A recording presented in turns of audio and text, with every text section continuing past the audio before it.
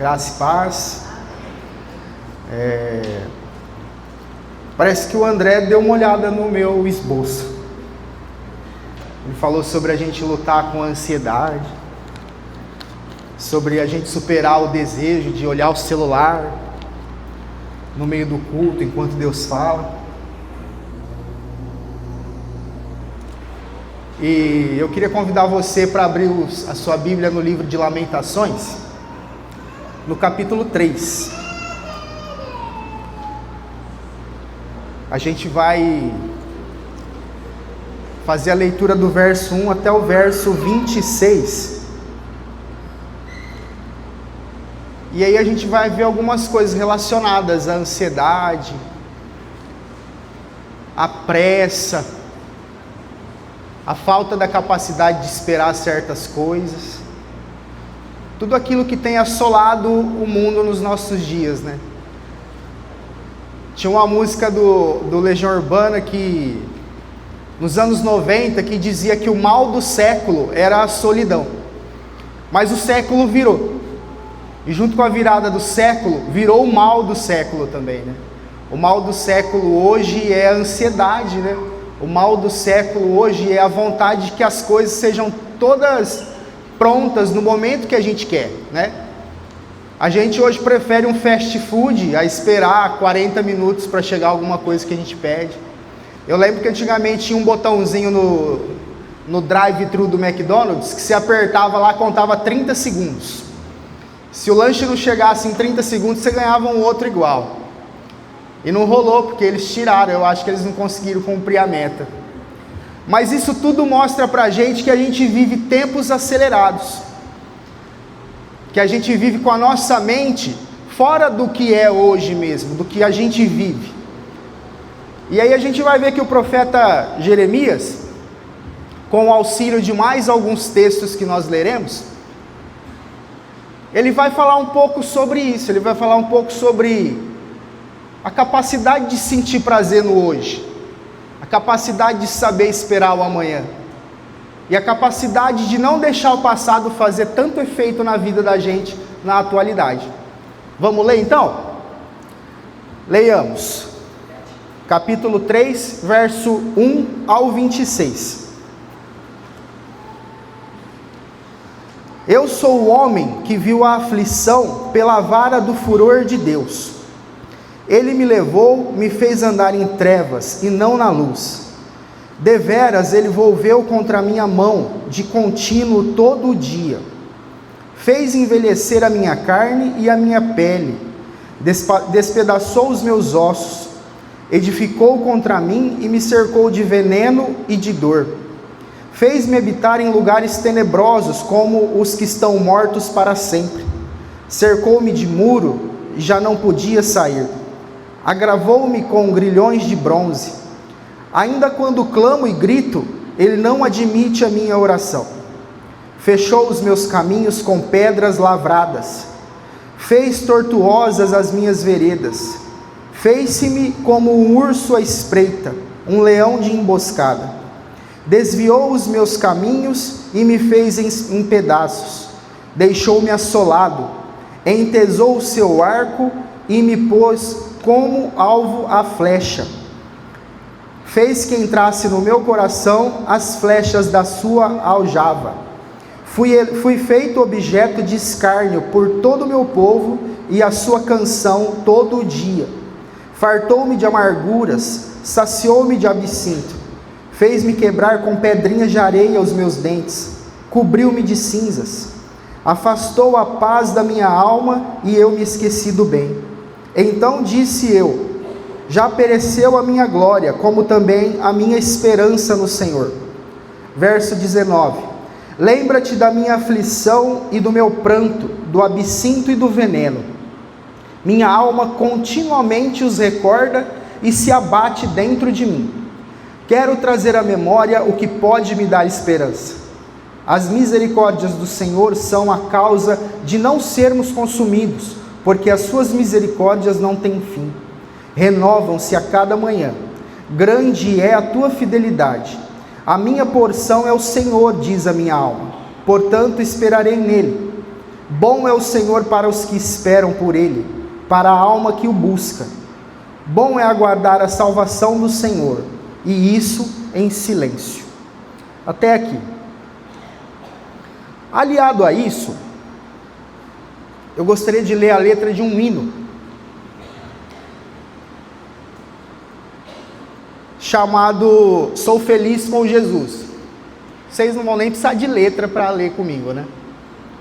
E ele diz assim: se paz a mais doce eu puder desfrutar, se dor a mais forte sofrer, ó seja o que for, tu me fazes saber, que feliz com Jesus sempre sou.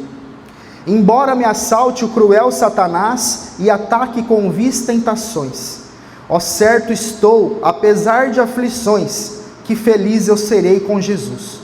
Sou feliz com Jesus, meu Senhor. A vinda eu anseio do meu Salvador, ao céu Ele vai me levar. Em breve eu irei para sempre morar com os santos, com Cristo Jesus. Sou feliz com Jesus, meu Senhor. Amém? Você provavelmente conhece a história desse hino. Você provavelmente já viu alguém pregar sobre a força da letra dessa canção. Você provavelmente já ouviu falar que o autor desse hino, chamado Horácio Spafford, foi um advogado americano do século XIX. Um cara que trabalhava com fundos imobiliários e tinha uma certa condição financeira boa. Você já deve ter ouvido falar que Horácio Spafford perdeu seu primeiro filho em 1871. E também já deve ter ouvido falar que no incêndio que destruiu boa parte da cidade de Chicago, destruiu quase todos os bens que Horácio Spafford possuía. Você também deve ter ouvido falar em algum momento da sua vida, que tentando sair desse momento de dor, ele resolve fazer uma viagem à Europa. E no momento de embarcar, por algum motivo ele não embarca, embarcam as 3 filhas e a esposa. 3 ou 4, agora eu não me recordo. E no meio do caminho até a Europa, esse navio bate num veleiro. E morrem as 3 filhas de Spafford, salvando-se apenas a esposa. E eu não sei se você sabe, mas quando ele fica sabendo dessa situação, ele vai ao encontro da esposa, ainda dentro de um navio, voltando para Chicago. E o capitão da embarcação vira para ele e diz assim: olha, quando eles passam pelo momento, pelo local onde o navio se chocou com o veleiro, o capitão do navio diz a ele: olha, foi aqui. Foi aqui que aconteceu o desastre. Foi aqui que aparentemente Deus colocou uma pedra gigantesca em cima da sua felicidade. E qualquer um de nós nesse momento prantearia, choraria, talvez a gente pudesse até blasfemar. Provavelmente a gente não entenderia o que estava acontecendo naquele momento, como de fato ele também não deve ter entendido. Uma coisa ele entendeu, que ele devia parar e escrever. E aí ele escreve a letra dessa canção, ali, naquele momento, passando pelo local onde ele havia acabado de perder as 4 filhas. Eu precisei anotar tudo o que aconteceu na vida do Spafford. Porque você olha assim, você lê a vida desse cara e você fala: nossa, é muita desgraça, eu não vou lembrar de tudo. Eu precisei escrever, eu precisei anotar. E aí eu fiquei pensando, como pode uma pessoa aguentar tanto sofrimento? Como pode uma pessoa que no momento está tudo bem, está tudo bacana, os negócios estão indo de vento em popa, de repente se abate uma tragédia gigante sobre a vida dessa pessoa? E essa pessoa, ela escreve um dos hinos mais cantados e mais lindos que nós cristãos já conhecemos. E a gente não pode cair no erro de repente cantar essa música, ouvir essa música e não saber da história, não saber do contexto por trás. é uma coisa muito forte, uma coisa muito profunda para que passe desapercebido. Nós precisamos saber quando cantamos, o que estamos cantando, por que estamos cantando. O André disse outro dia aqui, que ele admira quando algumas coisas dos pentecostais, que é quando alguém fala uma palavra, sempre tem um, ó glória, amém, aquele negócio todo. Com a música é a mesma coisa, irmão.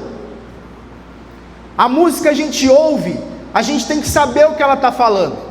A gente tem que saber o que o autor quer dizer naquilo, porque aquilo pode converter corações. E quando eu falo música, aqui nesse caso especificamente, eu estou falando de louvores, eu estou falando de hinos, eu estou falando de músicas que contam histórias de relacionamento com Deus. E nós lemos o lamento desse homem, e nós lemos o lamento de Jeremias. E as duas histórias se relacionam à medida em que elas contam tragédias.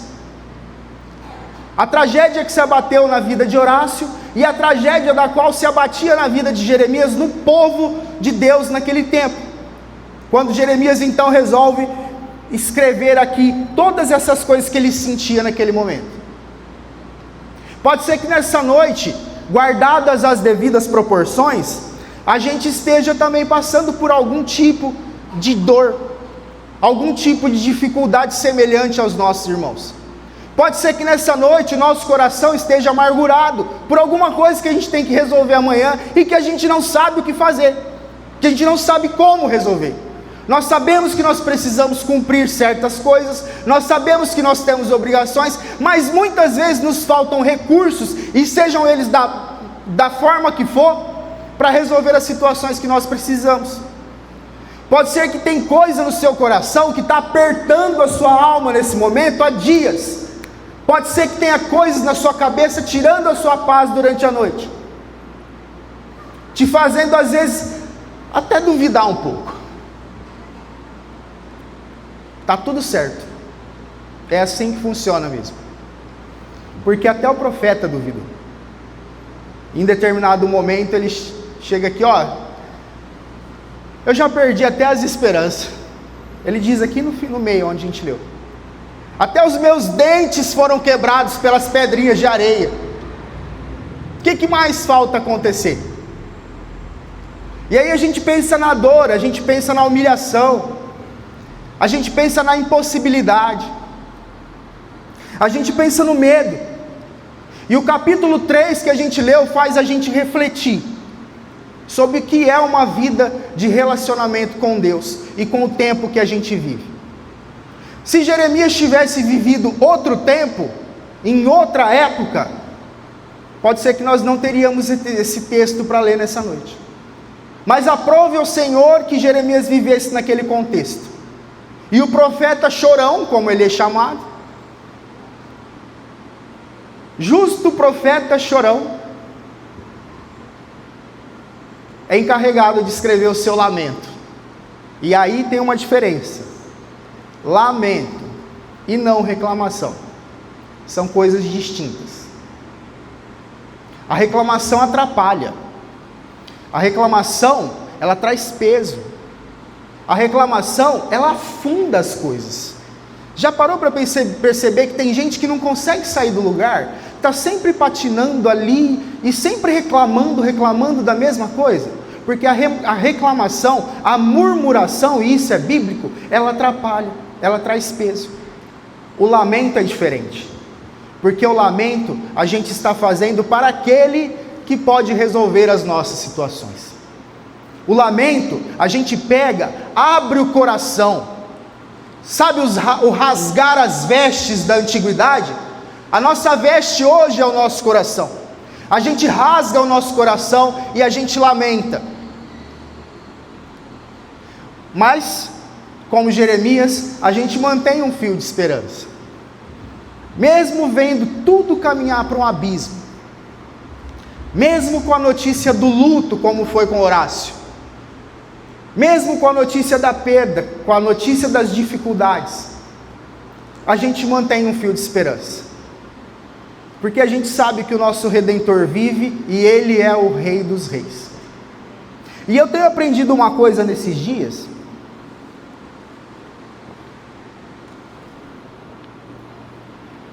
Copinho treme, né, quando a gente pega. Não sei por que esses copos tremem tanto. Precisa mudar a marca, viu, Beto? Eu tenho pensado nesses dias que Deus tem grandes obras na nossa vida. Relativas ao tamanho das grandes obras, são os impedimentos que o mundo, guiado pelo inimigo, coloca também nas nossas vidas. E eu tenho tomado essa consciência, cada vez que eu subo aqui nesse altar, cada vez que eu coloco um propósito na minha vida, para melhorar uma área que eu preciso melhorar. Hoje de manhã o André citou que a gente pode melhorar uma área por semana, são 52 áreas no ano, vai faltar área para a gente mudar. Só que não pensa que vai ser assim, ó, vou mudar, mudei. Não, irmão. Impedimentos, coisas que se opõem contra nós. A última vez que eu tive aqui pregando, no domingo, teve um dia da semana que os 3 carros que eu uso para trabalhar estavam na oficina. Eu quase estava entregando pão de bicicleta. Essa semana, então, a semana do testemunho aqui dos jovens, foi a semana dos carros. A outra ministração foi outros problemas que tiveram, que também tiraram a paz da gente durante a semana. Essa semana, então, meu querido, eu vou falar um negócio para você. Se eu tivesse nas Olimpíadas e tivesse a categoria de vencer os desafios, eu seria bronze, porque o ouro eu não ia conseguir. Aconteceu de tudo, meu padeiro caiu de moto, arrebentou tudo, a gente trabalhando de dia, de noite, de dia, de noite, aquela correria para lá, correria para cá, e os desafios da vida, o dia a dia, criança na escola, e a palavra, eu preciso preparar a palavra, e aí vai, não vai, chegou aqui agora. E aí hoje à tarde eu estava terminando de fazer umas anotações, eu estava tão compenetrado aqui, porque você vai perguntar, nossa, mas ele não sentiu o cheiro? A hora que eu falar, você vai perguntar. Eu vou te falar, não, eu não senti o cheiro. Eu estava tão compenetrado aqui, fazendo as últimas anotações, de repente, vem uma garrafa de café e pousa do meu lado. Nossa, que surpresa, a minha esposa me fez um café. Fresquinho, uma delícia. Aí você vai perguntar, nossa, mas surpresa com café? Faz café aqui, você sente o cheiro lá na Javari. Realmente, eu não senti. E aí pousou aquela garrafa de café na minha frente com uma xícara. Eu disse, ô glória, é tudo no seu tempo mesmo, Senhor. Está tudo dando certo. Apesar das lutas, apesar das dificuldades, está tudo dando certo. Está tudo encaminhado. Nós temos um Deus que cuida de nós. Nós temos um Deus que cuida das nossas lutas, que luta por nós aqueles desafios que a gente não consegue transpor. É verdade que muitas vezes, como Spafford, como Jeremias, algumas coisas nós não estamos, nós precisamos passar por alguns desafios, por algumas lutas, por algumas dores. Isso começa desde a infância. Essa semana eu vi um vídeo do Leandro Carnal, e ele dizia que a gente não quer mais que os nossos filhos se frustrem. Pô, mas o professor pode se frustrar, o pai pode se frustrar, a mãe pode se frustrar. Por que a criança não pode traumatizar um pouco? Eu aprendi que eu não podia pôr o dedo na tomada, colocando o dedo na tomada, vendo que dava choque. É lógico que isso não vai ser uma irresponsabilidade. Só que a gente precisa de luta, a gente precisa de traumas na nossa vida, para nortear o nosso caminho. A gente precisa saber que tem coisa que é perigoso, que eu não posso ir além daquele lugar, além daquela margem, que existe um limite para eu chegar. E isso inclusive espiritualmente. Eu contei para vocês aquele dia que eu estava aqui com as crianças, e que o menino começou a se torcer ali fora, eu falei, lascou, nunca fiz isso, bicho, eu tenho um limite aí, como é que faz agora? Quem que eu chamo? Não tinha ninguém para chamar, se for vai ter que ser eu mesmo, mas assim, ó, igual o copo aqui. Mas Deus está conosco, Deus luta as nossas lutas, só que Deus nos permite sentir dores, Deus nos permite passar por lutas, por desafios. E tem uma outra canção de um grande poeta da música brasileira, chamado Oswaldo Montenegro. Ela chama porta da alegria. E o Oswaldo Montenegro, ele é um cara muito parecido comigo. Nós dois somos melancólicos. Se você pega as letras do Oswaldo Montenegro, você vai ver que assim, sempre tem uma coisa do passado que está mexendo com o coração dele naquele momento. E a letra dessa música, ele diz assim, ó: cada vez que eu subo ao palco para cantar, eu me lembro de você.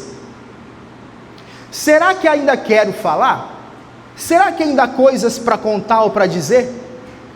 O vento corta a pele, mas o coração por dentro resistiu.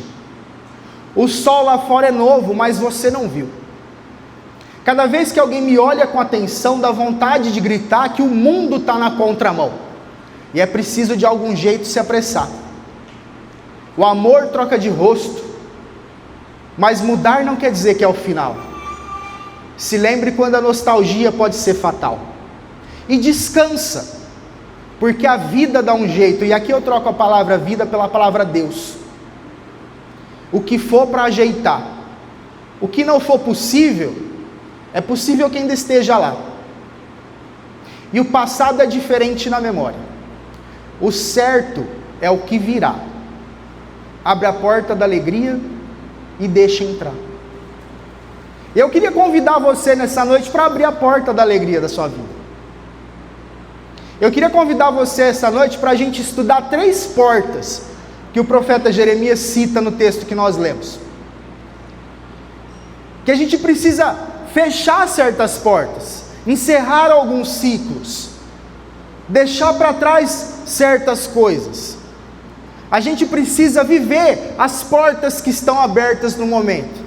E a gente precisa esperar as portas que ainda vão se abrir. E a primeira porta que eu gostaria de fechar essa noite é a porta do passado.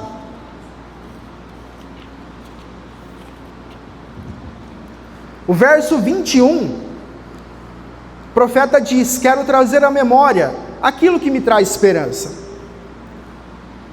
A primeira coisa que a gente tem que fazer para abrir a porta da alegria, para viver uma vida de satisfação, uma vida de gratidão, é fechar a porta do passado. Uma vez eu estava vendo uns memes na internet, e em uma região do sul, eu não sei exatamente qual, eles chamam frango de galeto, né? E aí eu estava vendo lá, eu vi um print de uma conversa no WhatsApp, em que um coleguinha falava para o outro: olha, meu pai e minha mãe estão quebrando pau lá na sala. Aí o outro pergunta: sério, por quê? Aí o menino responde: porque minha mãe lembrou que em 1992, meu pai chamou ela de meio galeto com farofa. Aí agora eles estão brigando por causa disso. Uma coisa que aconteceu há 32 anos, ainda refletindo na vida de um casal até hoje. E a gente dá risada, mas a gente é assim. A gente às vezes lembra de coisas que faz a gente recordar mágoas, que faz a gente viver novamente momentos que não fazem bem para a gente. A gente vive recordando situações, e nesse momento eu lembro da minha mãe, que a minha mãe, ela vive dizendo assim: ai, como era bom na fazenda, vocês tudo pequenininho, eu tinha o controle de tudo, vocês comiam o que eu queria, vocês faziam o que eu queria, ai, como eu tenho vontade de voltar para a fazenda. Aí um dia eu falei: mãe, você vai voltar sozinha para a fazenda, você não vai voltar a viver a vida que você viveu, você vai voltar a viver no lugar que você viveu. Mas toda aquela situação que te faz lembrar, que te faz às vezes ficar nesse estado depressivo, melancólico, você não vai viver novamente. As coisas mudaram. Hoje você tem 4 netos. Hoje você tem uma vida nova, uma vida diferente. Mas as cadeias e os grilhões prendem ela há 40 anos atrás. E não permite que ela viva o que acontece hoje na frente do nariz dela. E da mesma forma que isso acontece com ela, acontece com um monte de gente. E eu vou ser sincero, às vezes acontece comigo.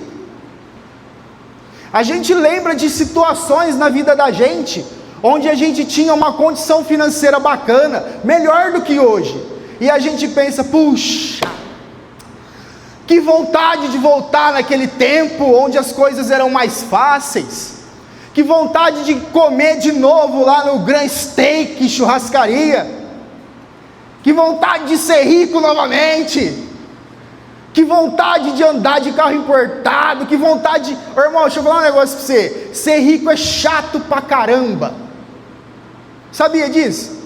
Desculpa os ricos presentes aqui, mas vou contar uma coisa pra vocês, a vida de rico é horrível, não queira viver uma vida de rico.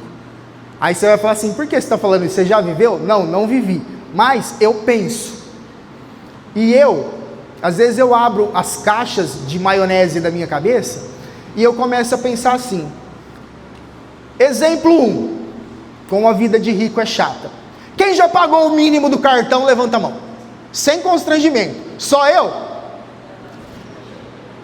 Cara, imagina você, com todo o dinheiro, para pagar o cartão todo mês, hein? Não tem emoção, você pegar o carnê do seu carro, e chegar na última parcela, você levantar a parcela e falar, Deus, obrigado, terminei de pagar meu carro. Ah, que coisa chata, irmão, você chega lá na Eurobike, lá fala, qual que é o carro mais caro que você tem aí? Aí o cara, eu vou levar 2. Mano, que coisa chata, que falta de propósito. Eu tinha um colega, que ele gosta muito desses negócios, e um dia ele apareceu com uma moto daquelas Harley Davidson. A moto era enorme, era maior que o meu apartamento a moto dele. Eu falei, nossa, que legal essa moto, né? Quanto custou? 250 mil. Uau! Não, mas eu nem sabia que você gostava de moto, como é que foi assim? Não, eu não gosto muito não. Eu cheguei lá e perguntei, qual que é a mais cara? Nossa, mas assim... cheguei lá e comprei. Que coisa chata, que vida sem emoção, sentia aquela vontade de comer uma pizza, e olhar e falar, o cartão não virou ainda, não vou poder, deixa para semana que vem. Isso nutre, isso faz a gente valorizar. Sabe por que tem um monte de, perdão da palavra, borra-bota por aí, matando o motoqueiro de Porsche? Sabe por quê? Porque é gente que não tem emoção na vida, é gente que não sabe o valor de uma entrega às 2 horas da madrugada, no frio, na chuva, é gente que não dá valor à pessoa que está trabalhando honestamente para levar o pão, daqui a pouco eu caio, o pão para casa, porque o filho está lá esperando, é gente que faz, como eu já vi muitas vezes, o patrão dá 1 litro de leite para o cara levar embora, o cara pega o litro de leite, abre o litro de leite longe da padaria e joga no bueiro. Irmão, por que você está fazendo isso aí? É porque lá em casa tem bastante, eu não vou usar esse. Por que você não deixou na padaria então? Não, porque esse é meu, eu faço o que eu quero. Tá. O Porsche é dele, irmão, ele faz o que ele quer, até atropelar os outros e matar pai de família. Sabe por quê? Porque ele não sabe o valor de uma vida. Tudo sempre chegou na mão dele assim, ó, o que você quer? Eu quero isso, toma, traz lá. Não tem frustração, não botou o dedo na tomada, não tomou choque. Gente que vive uma realidade que não é a realidade do povo brasileiro. Por que eu gostaria de viver uma vida dessa então? Por que eu teria saudade de uma situação dessa? E o contrário também é verdadeiro. Situações que a gente viveu de pobreza, de dificuldade, onde hoje a gente vive uma vida muito melhor. Cara, esquece, nossa, porque lá, não tem lá. O profeta diz assim, esqueci, quero trazer à memória aquilo que me traz esperança. Lembre do que traz esperança. O passado ele serve para trazer esperança. A Bíblia nos diz que o passado serve para trazer esperança. O passado não serve para trazer dor, o passado não serve para trazer sofrimento, o passado não serve para te enganar, o passado serve para trazer esperança. Primeira porta que a gente tem que fechar, a porta do passado. Segunda porta, irmão, e essa a gente não fecha, a gente abre, é a porta do presente. O verso 22 e 23 vai dizer: as misericórdias do Senhor são a causa de não sermos consumidos, porque as suas misericórdias não têm fim, renovam-se cada manhã, grande é a tua fidelidade.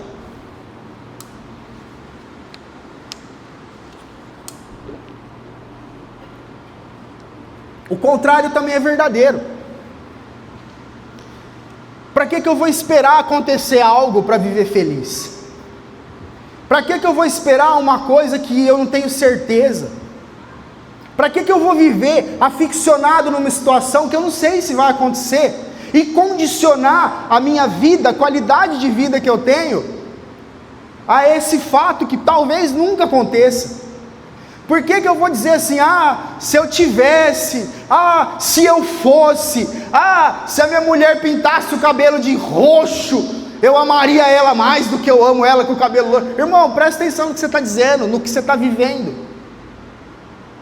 O Pai te coloca situações diariamente na sua vida. O profeta diz que as misericórdias se renovam a cada manhã, que as coisas são possíveis novamente na vida da gente toda manhã. E tem uma coisa que me deixa extremamente impactado, é saber que o mundo nesse momento, a terra gira a 1.400 quilômetros em torno do próprio eixo, e eu não vejo ninguém balançando a cabeça aqui.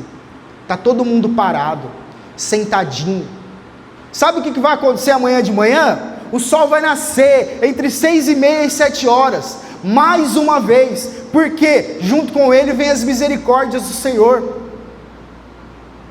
A gente tem uma situação para resolver amanhã, e eu preciso de uma certa quantia em dinheiro. Perguntei para a Paty, vindo para cá, a gente tem algum cliente para receber amanhã? Ela só fez assim, tá bom, vou deixar isso para pensar amanhã. Porque se eu trago isso para o coração agora, onde estaria a minha mente nesse momento? Aonde estaria? No que eu tenho que resolver amanhã. Só que eu tenho uma lição prática de Deus nesse momento para aprender, e eu não posso ser leviano e deixar o que Deus quer me ensinar agora, trocar esse momento que eu tenho com Deus, pelo qual eu me preparo a semana inteira. A gente se prepara a semana inteira para o domingo à noite, aí chega aqui no domingo à noite, a gente faz igual o André falou, a gente fica vendo o resultado do jogo. Pelo amor de Deus, pelo amor de Deus, que valor, hein? Como Deus é importante para a gente troca Ele pelo resultado do jogo.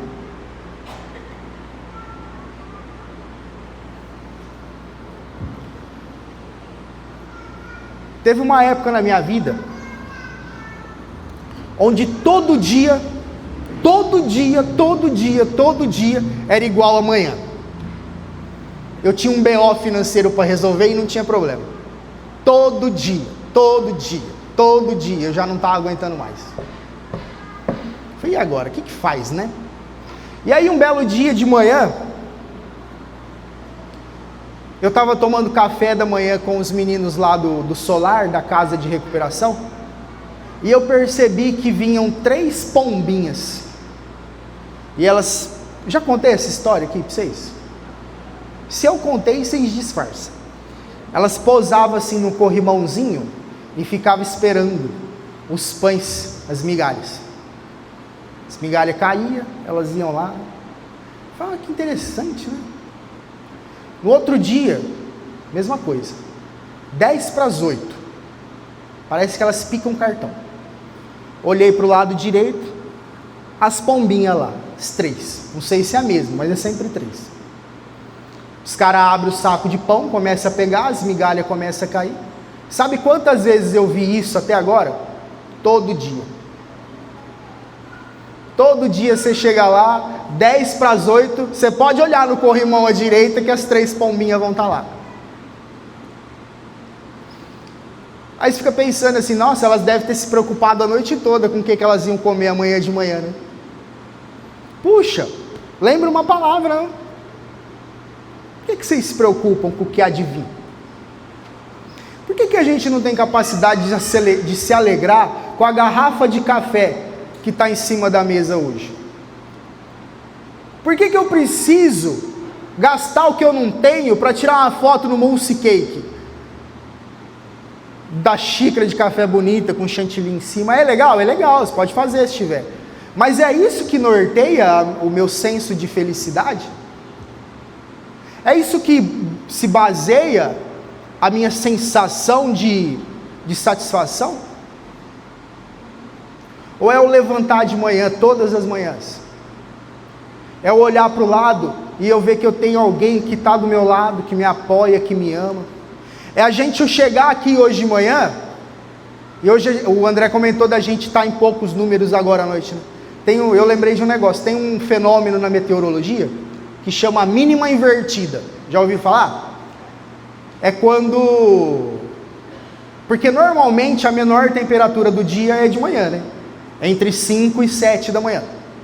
Quando existe a mínima invertida, é quando chega uma frente fria durante o dia, e aí a temperatura mínima acontece à tarde, né? Então, de manhã faz tipo 18 graus, à tarde cai a temperatura para 12, a mínima invertida, né? Isso é só uma curiosidade, hoje a gente está na mínima invertida, de manhã estava lotado, e agora à noite a gente está um pouco menos. Mas é justificável, sabe por quê? Porque a gente chegou aqui e a gente viu quanto vale trazer um filho para aqui dentro. A gente viu o empenho dessa galera aqui que treina esses meninos, que trabalham com eles.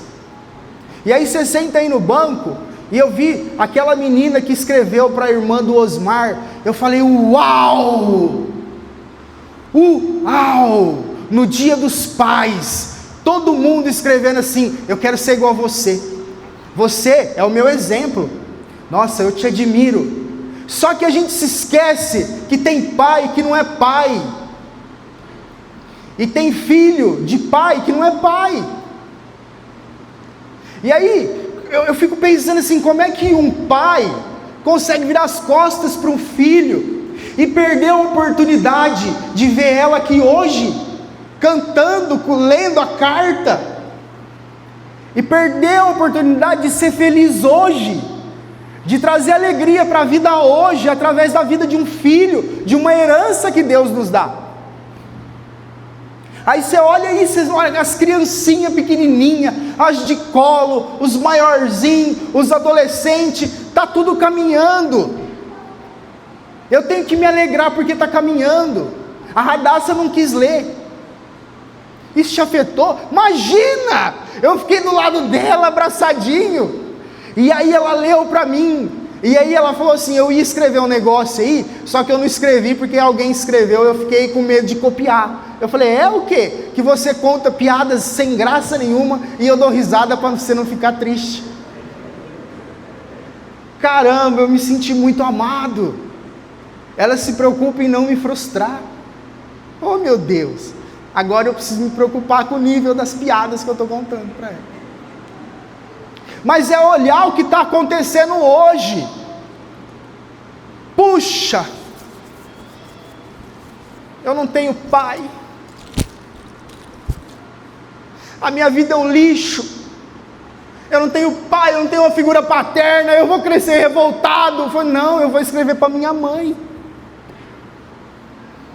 eu vou escrever para minha mãe. Sabe por quê? Porque sexta-feira tinha um monte de gente dentro de um avião, cheio de planos na cabeça, cheio de objetivos para serem cumpridos no futuro, só que o futuro deles não vai chegar. Eu estava lendo uma entrevista ontem, e o moço chorava copiosamente, porque a irmã dele, de 28 anos, era uma das comissárias de bordo do voo.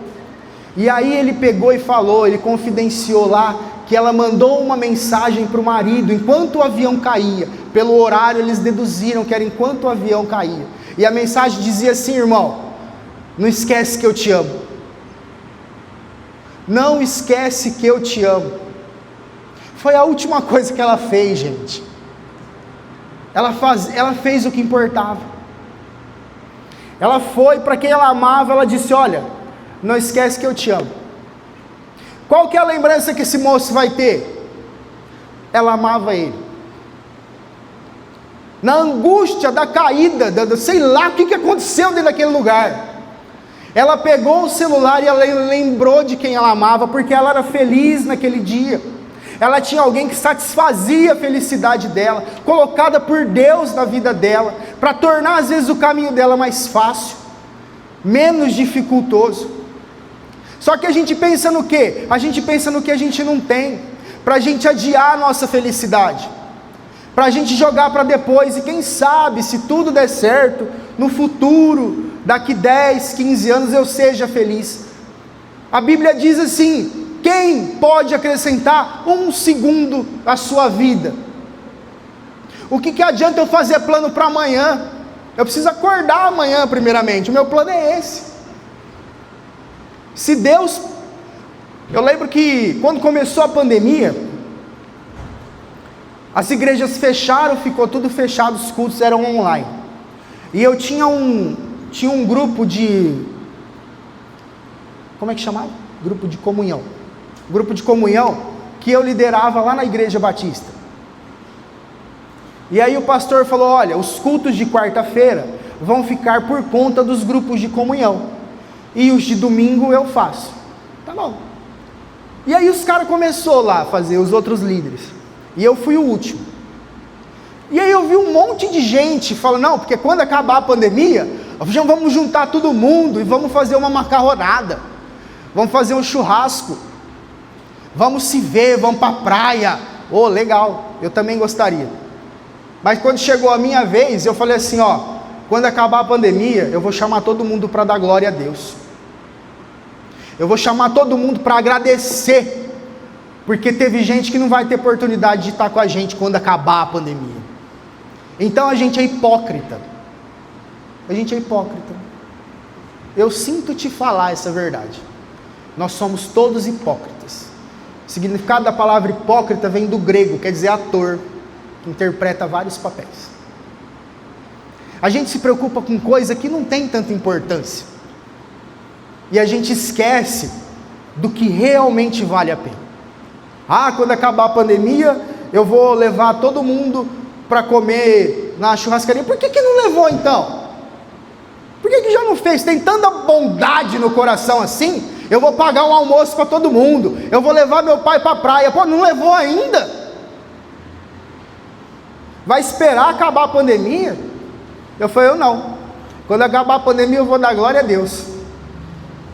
Vou dar glória a Deus, porque Ele me permitiu passar por ela. Então eu sou feliz agora. Eu quero ser feliz agora. Tem outra música, né, do Oswaldo, que fala a mesma coisa, né? Quero ser feliz agora. Eu quero viver o hoje. Eu quero olhar para o que Deus colocou na minha vida hoje. Mas eu não vivo a vida ideal. Mas quem falou para você o que é vida ideal ou não? Qual que é a definição de vida ideal que a gente tem? Eu não sou feliz porque eu tenho problemas conjugais, o meu marido bebe, enche a cara, não quer saber de Deus. Opa, mas você quer, né? Por que a gente não coloca isso em oração? Tem alguém que duvida do que Deus pode fazer na vida de uma pessoa aqui? Não, né? Então por que a gente não coloca isso ali? Lá no seu irmão João ali, ó. A irmã ali, eu não conheço muito bem eles, mas eu sei que a irmã orou muitos anos, né, irmã? E o João está ali, ó. Tem alguém que duvida do que Deus pode fazer? Então por que eu não sou feliz com o que eu tenho hoje? Qual que é o problema que eu tenho em abrir a porta da alegria, a porta do presente? A terceira e última porta.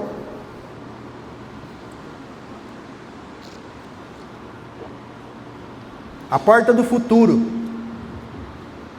Essa aí, irmão, a gente nem fecha e nem abre. A gente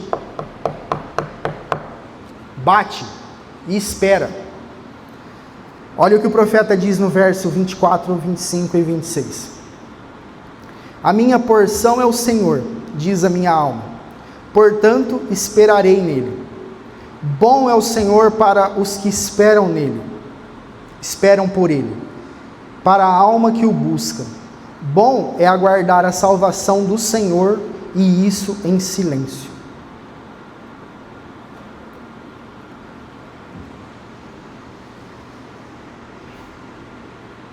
Aguardar.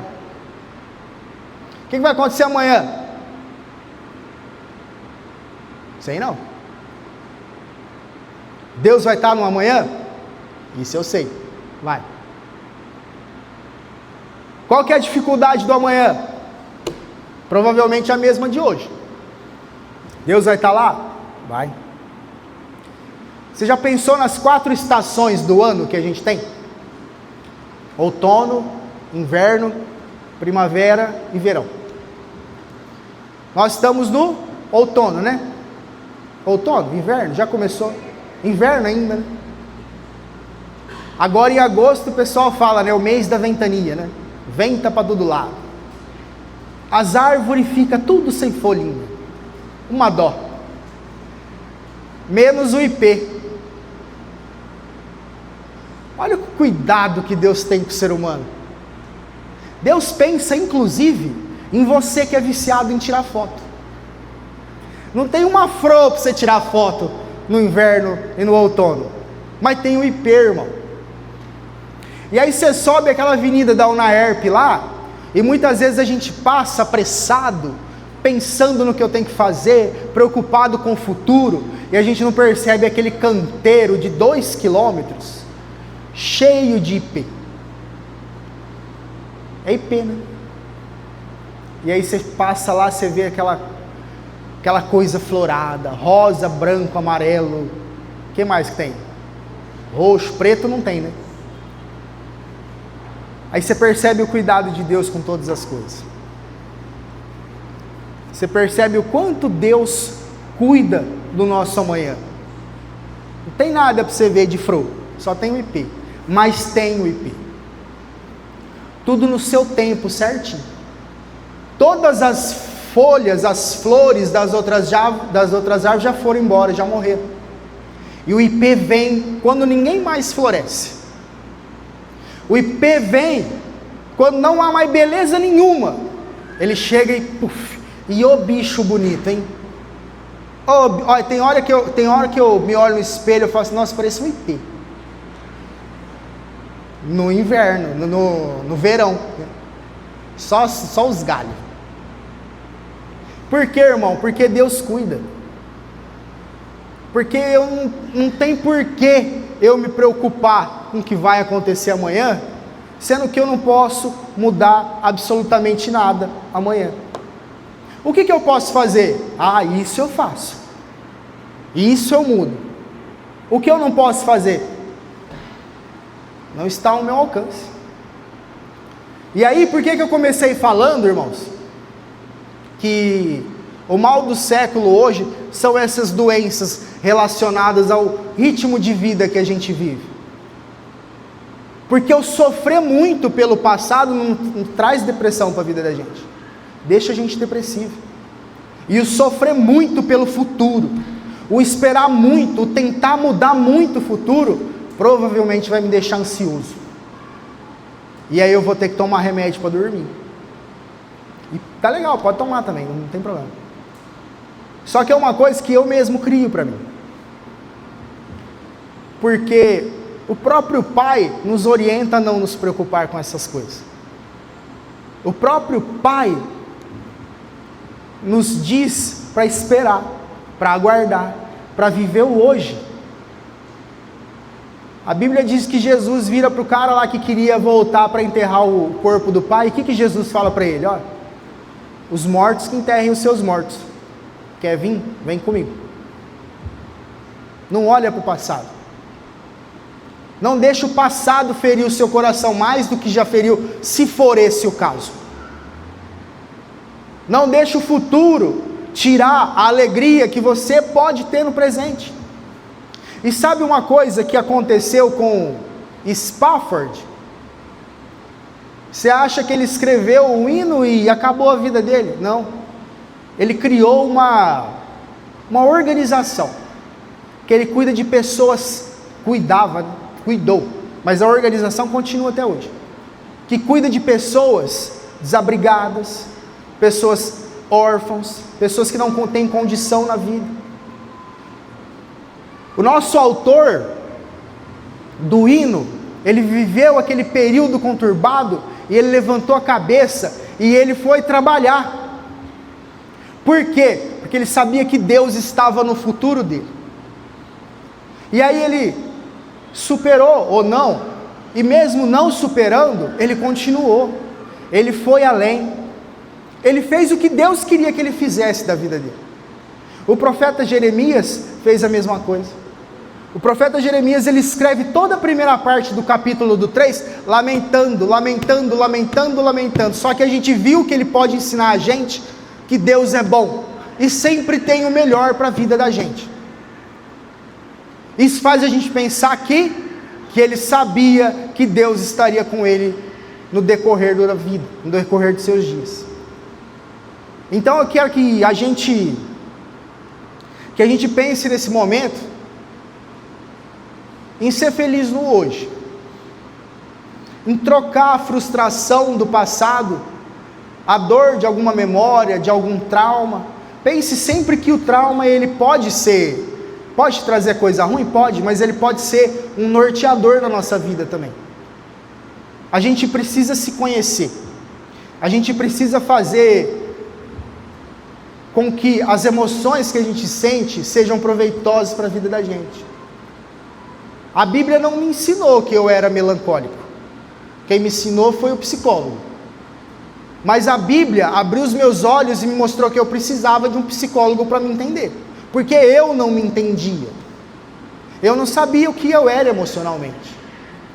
O psicólogo não me mostrou isso, quem me mostrou foi a Bíblia, mas o psicólogo me mostrou como eu poderia viver, mesmo melancólico, mesmo o pessimista. Sabe o pessimista, irmão? Eu sou esse cara aí. Não tem aquele negócio lá do copo meio cheio, do copo meio vazio? Para mim o copo está sempre meio vazio, e é uma luta comigo para ver esse copo meio cheio, hein? Falar para você, não é fácil não é só uma coisa de olhar e falar, nossa, está meio cheio, não, vai muito além disso. Eu sou o cara, irmão, que chama o Uber e pede para o Uber ficar em silêncio. Tem uma ferramenta lá, né, que você escolhe o Uber ficar quieto. Eu sou esse cara aí, irmão. Eu sou o cara que pede para o Uber viajar em silêncio. E eu vou falar para você, tem uns que não obedecem. E aí um dia eu pensei assim, cara, quantas pessoas eu fiz ficar em silêncio e poderia falar de Deus para o cara e não falei? Quantas pessoas de repente poderia estar esperando uma palavra para alguma coisa na vida, e eu poderia ter sido portador dessa palavra e não fui? Hoje eu não perco a oportunidade. Essa semana eu estava vendo uns stories, e um antigo funcionário meu postou lá umas coisas sobre estar mal, tinha deixado de sonhar, não sei o que. Falei, irmão, faz isso não. Até José estava preso e não abandonou seus sonhos. Sonha. Você é um cara 10. Eu te admiro. E ele saiu meio brigado comigo da padaria. A gente não tem um relacionamento hoje em dia. E aí depois ele me mandou uma mensagem assim, puxa, era isso que eu precisava ouvir. Amém. E aí outro dia eu peguei um Uber, e esse dia eu mandei o Uber ficar em silêncio, mas ele não ficou. E aí ele me pegou lá na padaria e ia me levar para casa. Aí ele perguntou assim para mim, o que você estava fazendo aí? Eu falei, ai, que petulância, quer saber o que eu estava fazendo aqui? Eu trabalho aqui. Ah, é padaria? Você trabalha na padaria? Eu trabalho. Você é padeiro aí? Eu falei, sim, a padaria é minha. Ah, a padaria é sua. Eu falei, é. Passou uns 2 minutos em silêncio, ele falou assim para mim, você sabia que você me alimentou muitas vezes? Eu falei, porque você era cliente nosso aqui? Eu falei, não, eu era um drogado, Morava na rua. Eu dormia lá na marquise do Mialik. Eu usava crack, eu quase morri. A minha esposa me abandonou, levou meus filhos embora, eu não aguentei a pressão. Eu caí no mundão e não foi bom. Mas toda vez que eu tinha fome, eu vinha aqui pedir um pão aqui nessa porta. E sempre vinha alguém me dar um pão aqui. Eu falei, mas eu não lembro de ter te dado pão. Ele falou, não, você nunca me deu. Mas as pessoas daí de dentro sempre me deram. E eles sempre falavam que você não se importava de alimentar as pessoas que passam aqui na rua pedindo comida. Não me importa. E aí nesse dia eu cheguei chorando em casa. Você lembra, né? E aí eu estou jogando fora a ferramenta que Deus me deu para abençoar vidas de pessoas. Foi o que veio na minha cabeça na hora. Eu preciso mudar. Eu preciso falar mais com os outros. Eu preciso mostrar que tem um Deus que cuida do hoje. Porque Ele tinha fome e Ele sabia onde ir comer. Igual as pombinhas do solar. Ele sabia que tinha um lugar lá na esquina que se ele fosse lá ia ter um pãozinho para ele lá. Às vezes podia ser só o pão, mas tinha. Ele vivia o hoje. E aí com muita luta ele saiu, casou de novo e agora ele é Uber. E aí eu parei de mandar o Uber ficar em silêncio. Porque eu percebi o quanto eu estava sendo egoísta.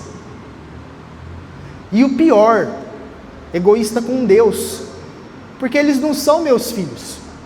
Eles são filhos de Deus. E aí a gente sobe aqui, lembra do hipócrita que eu falei?